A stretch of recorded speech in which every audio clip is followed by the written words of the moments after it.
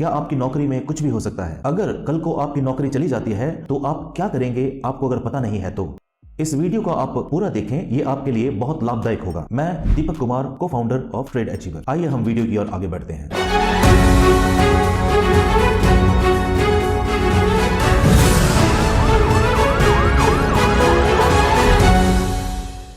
आपने अगर हमारी पिछली वीडियो देखी होगी तो उसमें हमने 2023 में जो रिसेशन आने वाला है उसके बारे में हमने बताया था। बहुत सारे लोगों ने इसे देखा है और देखकर बड़े अच्छे अच्छे कमेंट्स भी दिए हैं, मगर बहुत सारे लोगों को एक तरह का डाउट था किस तरह से हम इस रिसेशन में सरवाइव कर सकते हैं। तो हमने इमरजेंसी फंड के बारे में बताया था। बहुत सारे लोगों को इमरजेंसी फंड क्या है उसके बारे में पता नहीं है। इसी के बारे में इस वीडियो में हम डिटेल में देखेंगे। अब जो इमरजेंसी फंड है ये कुछ और नहीं है। इमरजेंसी अपने आप खुद बयान करता है कि जब कुछ पता नहीं होता है क्या होने वाला है, कुछ भी हो सकता है, इसी को ही इमरजेंसी कहते हैं। उदाहरण के रूप में अगर मैं आपको बताऊं तो एक एक्सीडेंट हो सकता है या हमारी जब नौकरी चली जाती है, ऐसी परिस्थिति में हम क्या कर सकते हैं, इसी के लिए हमें इमरजेंसी फंड इसे कहा जाता है। मान लीजिए अगर अचानक हमें कोई घर में एक्सीडेंट हो जाता है या कोई बीमारी आ जाती है या कोई हमें तकलीफ हो जाती है, तो इसलिए हम लोग क्या करते हैं कि हम लोग इंश्योरेंस लेते हैं। वो भी एक तरह का इमरजेंसी फंड है। अनसर्टेनिटी, क्योंकि क्या होगा इसके बारे में पता नहीं होता है, इसलिए सिक्योर होने के लिए हम क्या करते हैं, इंश्योरेंस लेते हैं। अगर हमें कुछ हो जाता है तो इंश्योरेंस कंपनी हमें पैसे देती है, ये ठीक है। मगर अगर हमारी नौकरी चली जाए तो हर रोज हमने भोजन खरीदना है ना, उसके लिए पैसे कहां से आएंगे?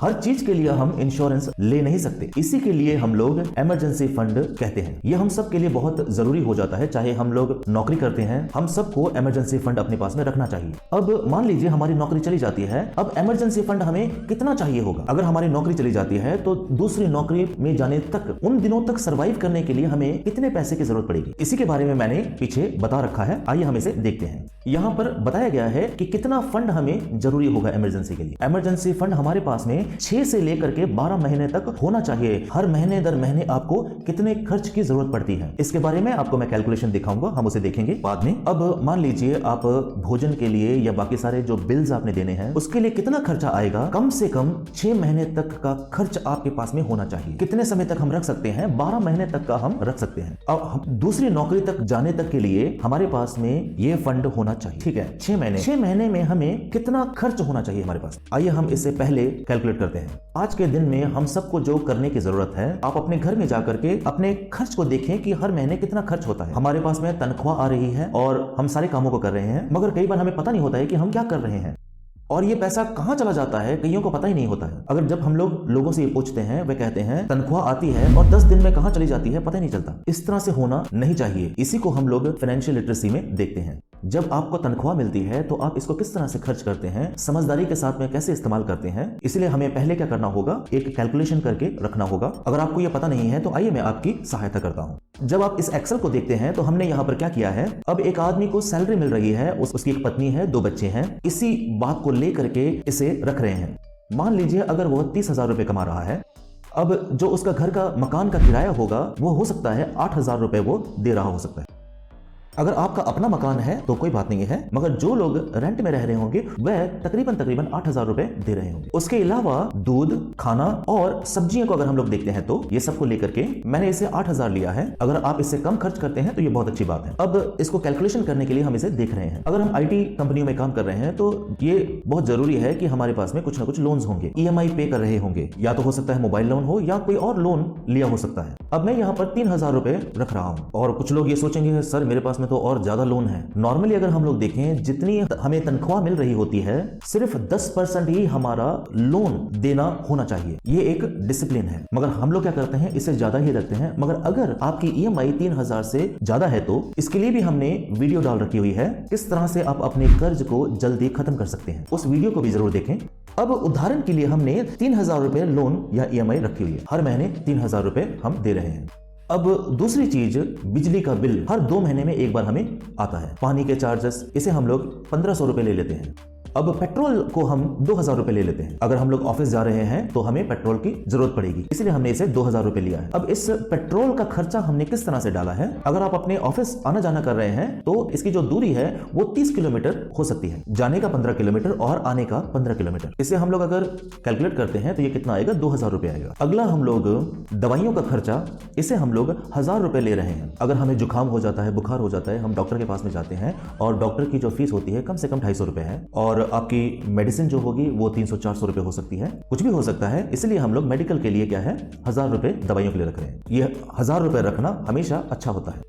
इंश्योरेंस को भी हमने डाल रखा हुआ है, उसके अलावा कैश होना बहुत जरूरी है। उसके बाद में हमने मिसलेनियस रखा हुआ है, यानी कि आपके इन सब के अलावा कुछ एक्स्ट्रा जो खर्चे हैं उसके लिए भी हमने क्या है, 1000 रुपए मिसलेनियस के लिए रखा है। अगर हम इसका सारा कैलकुलेशन कर लेते हैं तो फिर भी आपके पास में 5500 रुपए आपके पास बच जाएंगे। अब इस पैसे को लेकर के इमरजेंसी के लिए हम लोग क्या करेंगे, इन्वेस्टमेंट के बारे में प्लान करेंगे। अगर आप इसे देखेंगे तो मैंने कैटेगरी में लाल रंग में डाल रखा हुआ है, रेड कलर में जो मैंने रखा हुआ है वो जरूरी है, ये तो हमें होना ही होगा।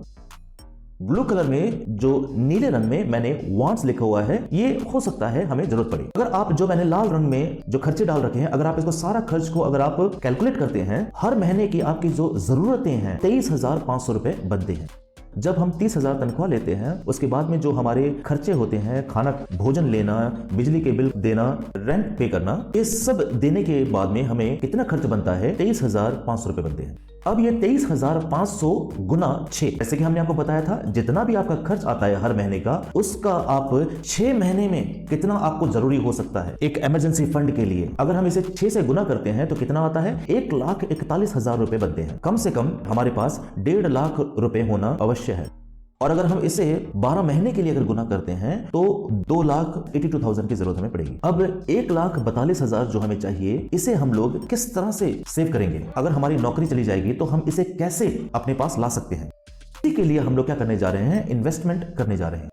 अब ये 5,500 रुपए उस 1.5 लाख रुपए को लाने के लिए हम लोग क्या है, इन्वेस्टमेंट करेंगे। अगर ये 5,500 रुपए आप SIP में डालना चाहें तो डाल सकते हैं, या अगर शेयर्स में डालना चाहते हैं तो शेयर्स में भी आप डाल सकते हैं। अगर आप स्टॉक्स में इसे डालना चाहते हैं और किस तरह के स्टॉक्स होते हैं आप उसे देख करके डालना चाहें तो डाल सकते हैं। इसके बारे में हम बाद में देखेंगे। अगर 5,500 रुपए हम इन्वेस्टमेंट कर रहे हैं तो 1,41,000 रुपए को हासिल करने के लिए हमें 25 महीने के लिए इन्वेस्टमेंट करना पड़ेगा, जिससे कि हमने यहां पर बताया हुआ है। यहां पर हमने बताया है कि कितने महीने आपको लगेंगे 1,41,000 को बचाने के लिए। कितना आता है, लगभग 2 साल होते हैं।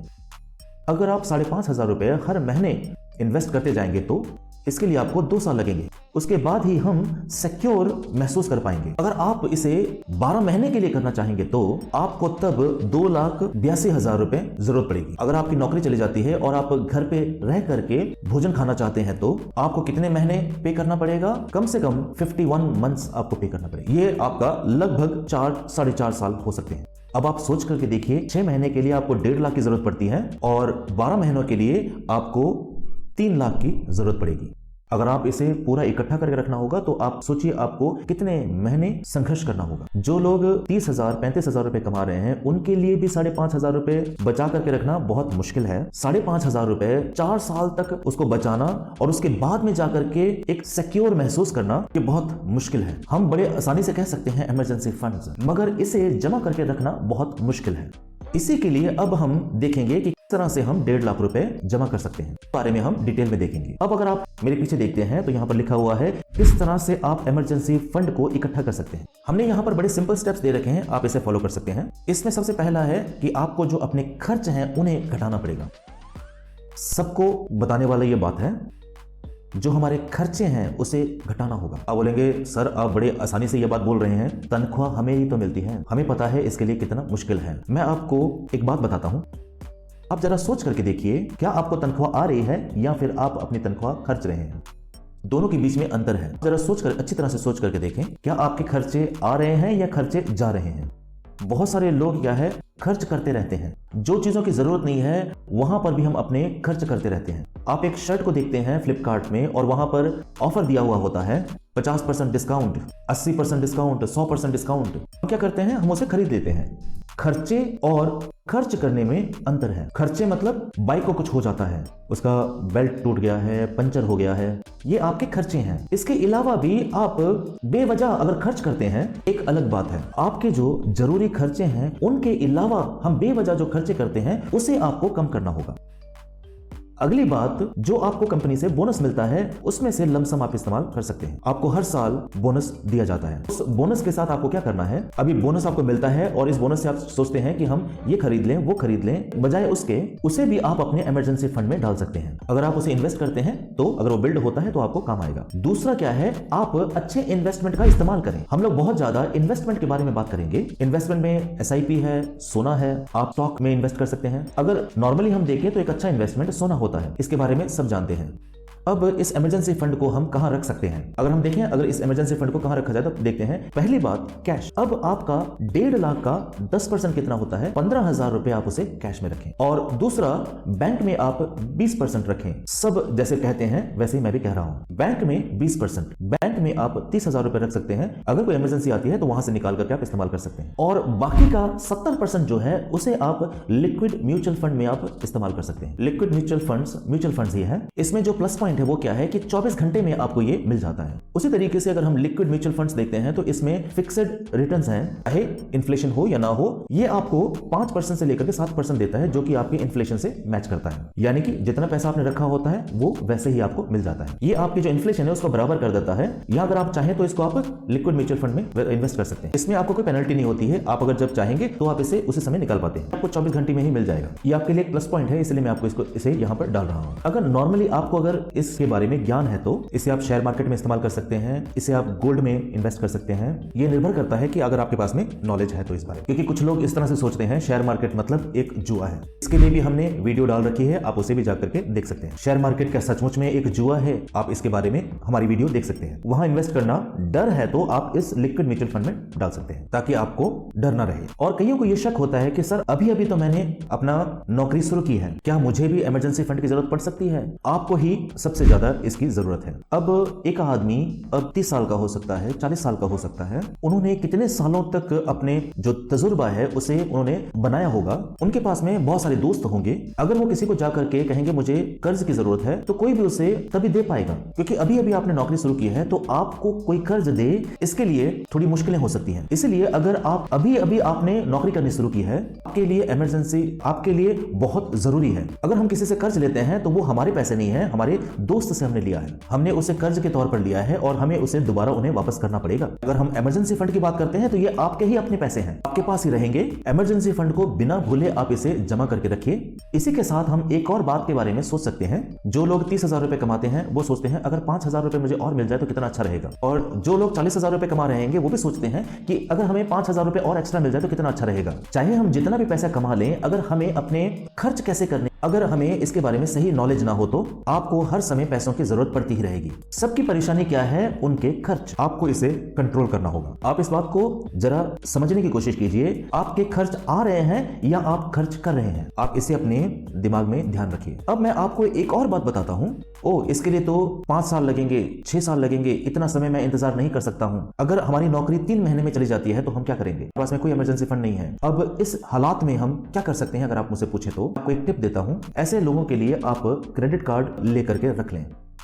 क्यों अगर पूछा जाए तो कि आपको कोई कर्ज देने को तैयार नहीं होगा। अगर कोई खर्च अचानक में आ जाता है तो आप वहां पर अपने क्रेडिट कार्ड को इस्तेमाल कर सकते हैं। उसी के बीच आपको नौकरी को दोबारा हासिल करना होगा। क्रेडिट कार्ड से खर्च करके उसके जो रीपेमेंट के समय है उससे पहले ही आपको नौकरी में जाकर के उसे रीपे कर देना होगा। अगर आपको कोई कर्ज देने के लिए नहीं है तो क्रेडिट कार्ड लेकर के रखना अच्छी बात है। क्रेडिट कार्ड को लेकर के आप इसे खर्च मत करते रहिए, मगर इसे आप क्या है अपनी अलमारी में संभाल के रखिए। अगर आपको क्रेडिट कार्ड को अच्छी तरह से इस्तेमाल करना नहीं आया तो अच्छे कर्ज भी हैं और बुरे कर्ज भी हैं। अपने क्रेडिट कार्ड को इस्तेमाल करके लोगों को ऊपर उठते हुए भी हम देखते हैं। ऐसे लोग भी हैं जो क्रेडिट कार्ड इस्तेमाल करके फ्लाइट में जाते हैं। क्रेडिट कार्ड इस्तेमाल करके लोग लॉस में जाने वाले लोग भी हैं। आपको इसे सही तरीके से इस्तेमाल करना होगा। मैं क्यों ऐसा कह रहा हूं? ये इमरजेंसी के लिए है। आप इसे अपने लॉकर में संभाल कर रखिए। अगर इमरजेंसी आ जाए तो आप इस्तेमाल कर सकते हैं। तो मैं आशा करता हूं कि इमरजेंसी फंड के बारे में आप अच्छी तरह से समझ गए हैं, ये किस लिए हमें जरूरी होता है, हमें क्यों बचाना चाहिए, आप सब इसे समझ गए हैं मैं आशा करता हूं। अब जो मैंने आपको बताया है ये मैं अपने अनुभव से बता रहा हूं,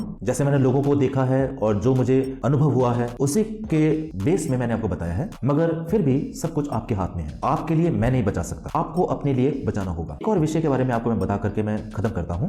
इलाज से पहले रोकथाम है। इमरजेंसी आने से पहले ही अगर हमारे पास में इमरजेंसी फंड होगा तो ये आपके लिए अच्छा रहेगा। मैं आशा करता हूं ये वीडियो आपके लिए लाभदायक होगा। इसी तरह से मैं आपको अगली वीडियो में मिलूंगा।